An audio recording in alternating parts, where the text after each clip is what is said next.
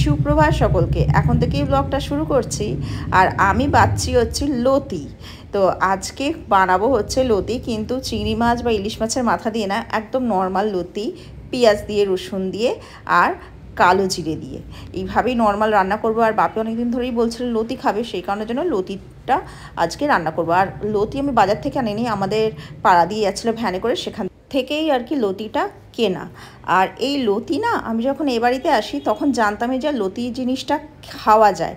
হ্যাঁ, আমরা কোনোদিন বাপের বাড়িতে খাইনি, জানতামই না। তো আমার শ্বশুর বাড়িতেই আমি খাওয়া শিখি এবং রান্না করা শিখি। খেতে কিন্তু ভালোই লাগে, মন্দ লাগে না।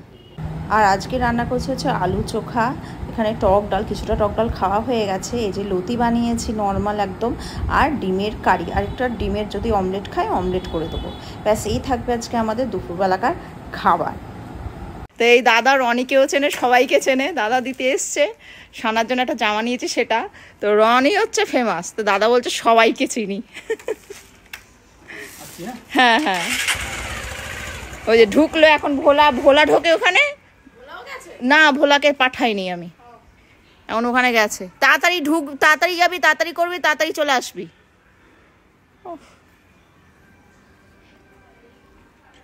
আমি সে বিধ্বস্ত জানো, আমি এখন আর কি স্নান করিনি। আমার চোখ মুখ দেখে মনে হচ্ছে আমি ঘুমাচ্ছিলাম।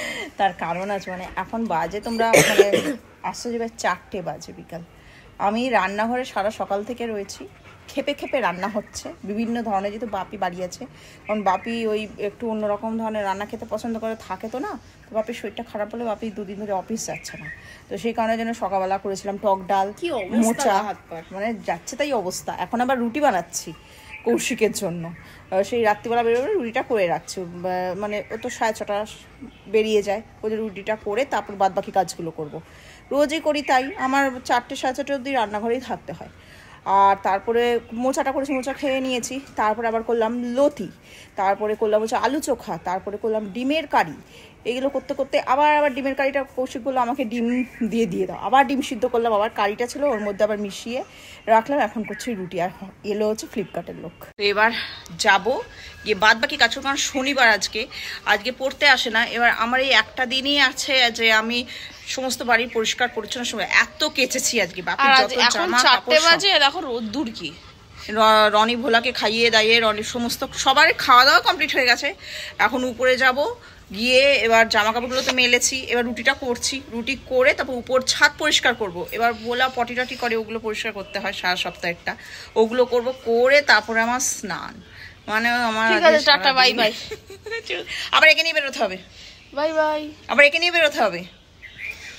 দেখ না করছে কেন, ভালো তো। বিরিয়ানি, আজকে বিরিয়ানি খাবে মায়ের পকেট মেরে। তো কার পকেট মারবো আবার? আজ আর বাবার পকেট মারবে না। হ্যাঁ, তো মা বাবা ছাড়া কার পকেট মারবো আমি? এখন এই যে ফ্লিপকার্টের জিনিসটা খুলছে, যে সারার জন্য জামা, দেখা যাক কেমন হবে।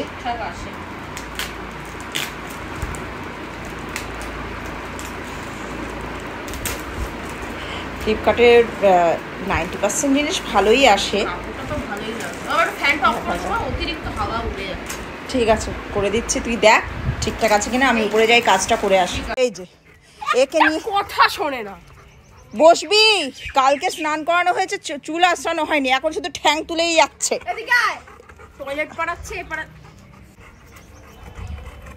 দিদি আঁচড়াচ্ছে তো, আঁচড়াতে দে, এরপর আবার ভোলাকে আঁচড়াবে। ওই দেখো বিকাল হয়ে গেছে, 5টা বাজে। আর এই দুটোকে একটু ছাদে ঘোরাফেরা করানো হবে।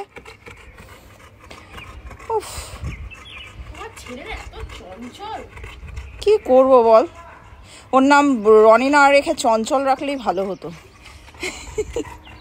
চঞ্চল বিশ্বাস, তাই তো। চুপ, আবার ও অ্যাকচুয়ালি ভোলার সাথে খেলবে জানিস তো। ল্যাচের পা।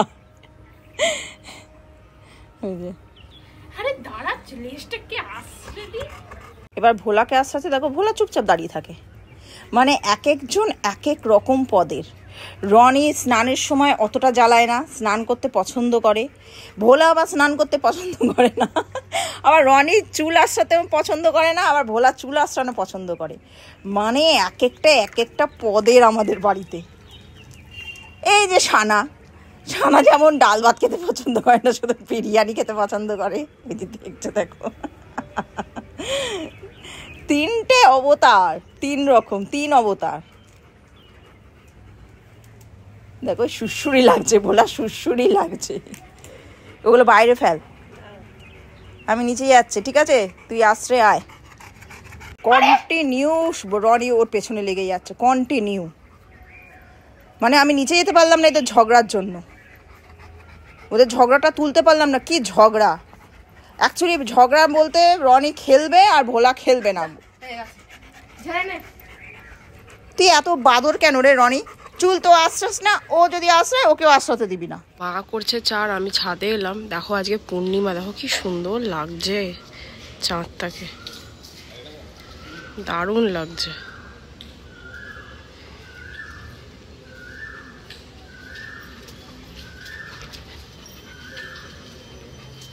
এখন বেরোচ্ছি সানা আর আমি, হচ্ছে স্টেশন বাজার যাব। সানার জন্য হচ্ছে বিরিয়ানি কিনবো। ওই যে বিরিয়ানি বলেছিল গতকাল, এই যে মহারানী সাজুগুজু করছে, বিরিয়ানি কিনে দেবো খন। আর বাজার করব, কয়েকটা বাজারের জিনিস আছে কেনার। তো কৌশিক আজকে বাজার টাজার কোথাও যায়নি, বাড়িতেই ঘুমোচ্ছিল। তো ওই জন্য আমি এখন যাচ্ছি, আর আগে তো আমার টিউশন নেই, ওই জন্য আমিই যাচ্ছি। একটু হাঁটাও হয়ে যাবে আর জিনিসগুলোও চলে আসবে।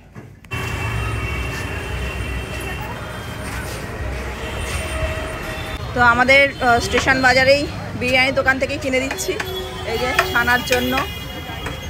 এছাড়া তো এখানে আর কোনো দোকান নেই। একটু হোয়াইট হোয়াইট, হ্যাঁ হ্যাঁ এরকম দেখে দিও। আর আলুটা একটু বড় সাইজ দেখে দিও। ঠিক আছে। কি খুশি!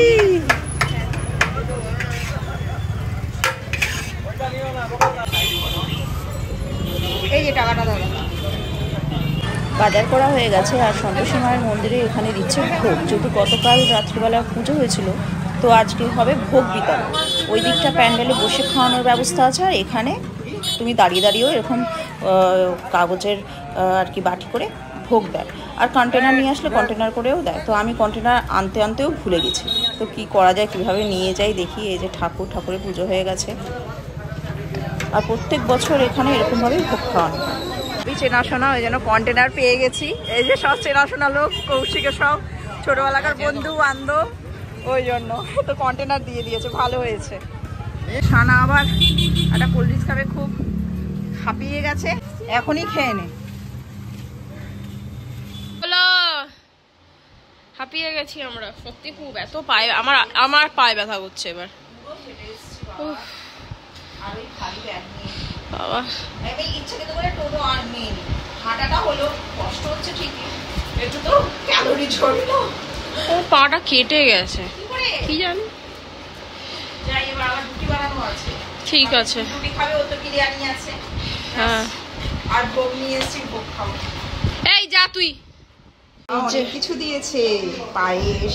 দেখো কালকে গিয়ে প্রসাদ পাইনি আমরা, যেহেতু পুজো কমপ্লিট হয়নি। দেখো আজকে ভগবান ঠিক প্রসাদ পাঠিয়ে দিল, মানে দাঁড়িয়েছি আমার জন্য অল্প রাখবো, আমি এখন খাবো না। কন্টেনার সমেত দিয়ে দিয়েছে, কারণ ওখানে সবাই পাতায় করেই দিচ্ছিল, আর বাড়ি থেকে যদি কন্টেনার নিয়ে যেত তাহলে দিত।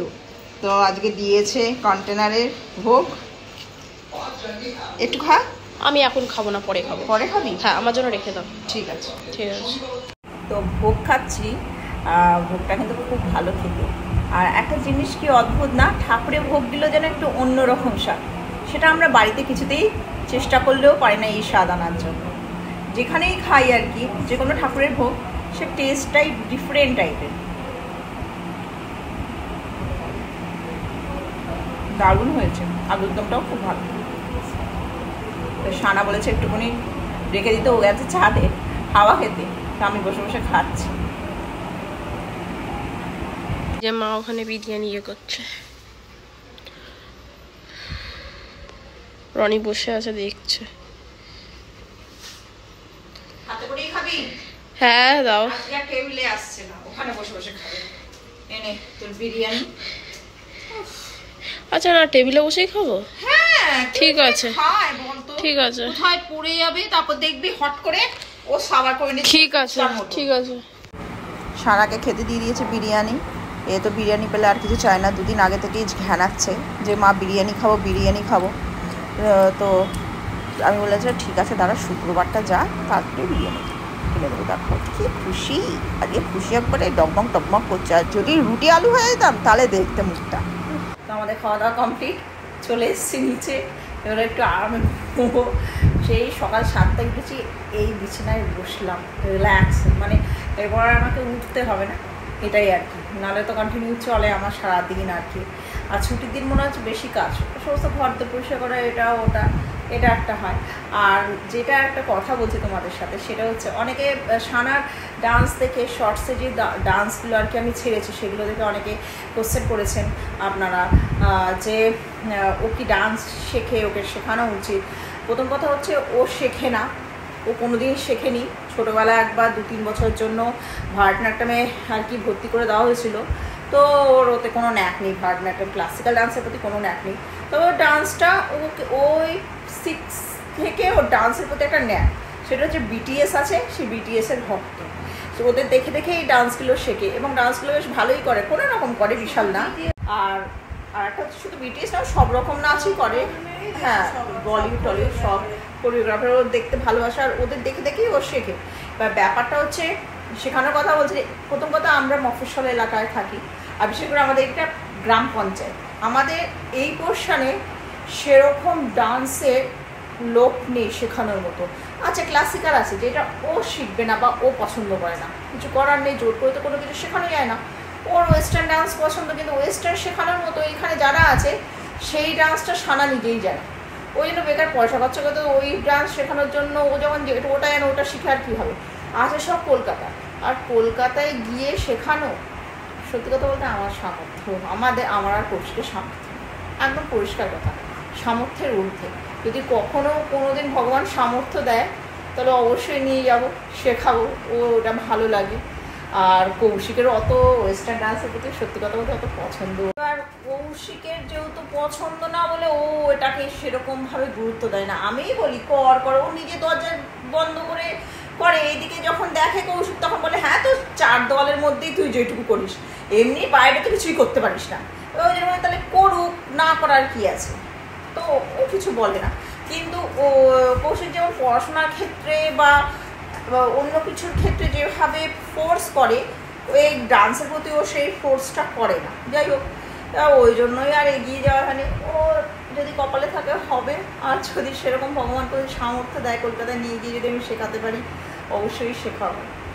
তো যাই হোক, এখনকার মতো ব্লগটা আমি এখানেই শেষ করে দিচ্ছি। তো কালকে দেখা হচ্ছে একটা নতুন ব্লগ নিয়ে। তো সকলে ভালো থেকো, সুস্থ থেকো।